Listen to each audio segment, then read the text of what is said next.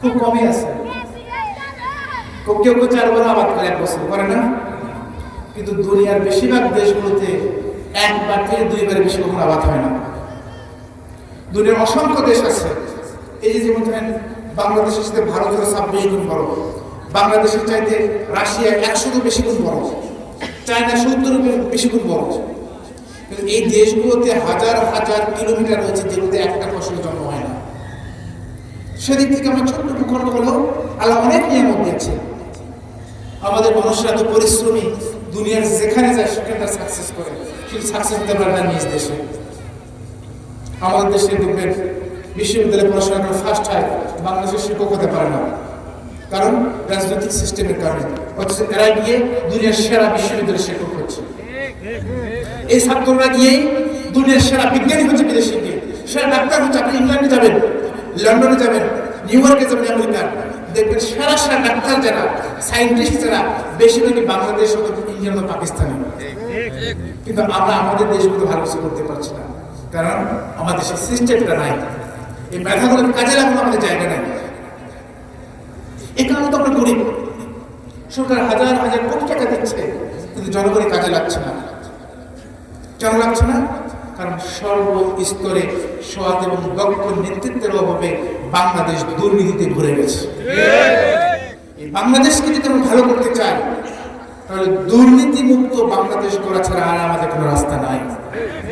আর দুর্নীতিকে মুখে বক্তব্য দেওয়া হয় না। দুর্নীতি মুক্ত তারাই করতে পারবে যারা তার নেতা কর্মীকে দুর্নীতি মুক্ত হওয়ার জন্য প্র্যাকটিস করে। আপনারা আমাদের জন্য দোয়া করবেন।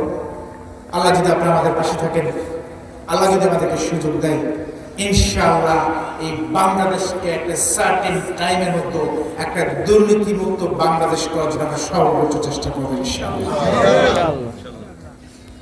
আল্লাহ আমাদেরকে সুযোগ দেবেন। আপনারা যদি সাথে থাকেন, এই কাহারমন্দির গ্রামকে আমরা মডেল কাহারমন্দির গ্রাম তৈরি করতে হবে। দেখেন আমাদের কৃষিভিত্তিক এলাকা কাহারমন্দির গ্রাম, কিন্তু আমাদের বেশিরভাগ মানুষের কৃষিকে নির্ভর করে তার বেঁচে থাকে। কিন্তু আপনি বলতে পারবেন এই কৃষিভিত্তিক এই কাহারমন্দির গ্রামে সরকার কিংবা স্থানীয় জনপদ যারা আগে ছিল কিংবা প্রশাসনিক পরিকল্পনা আছে, যে পরিকল্পনার মাধ্যমে মানুষ বেশি মুনাফা পেতে পারে?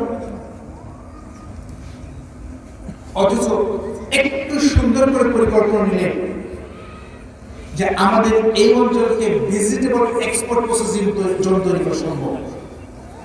VEPZ বলে যেটা, এখানকার ফসলগুলোকে আমরা বিভিন্ন সিস্টেমের মাধ্যমে গোটা দুনিয়াতে আমরা পাঠাতে পারবো ই কমার্সের মাধ্যমে। আমাদের অনেক এলাকা আছে, হস্তশিল্প আছে, তৈরি করার জায়গা আছে। আমাদের এখানে মরিচগুলো গোটা দূরে যাচ্ছে। আমি দেখলাম কাহারমধ্যে একটা জায়গা আছে, কল্যাণপুর, আপনারা চিনবেন।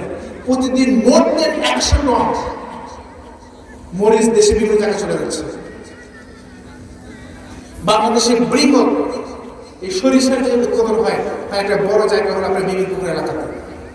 কিন্তু এখানে সরকার যদি সহযোগিতা করতো, ব্যাংকগুলো যদি কাছে আগে আসতো, আমরা যদি সুন্দর পরিকল্পনা দিতাম, তাহলে এখানে শিল্পায়িত একটা এলাকা করা সম্ভব, যেখানে হাজার হাজার আমাদের এলাকার যুবকেরা ভালো কর্মসংস্থান পেত। ঠিক, আপনারা আমাদের জন্য দোয়া করবেন।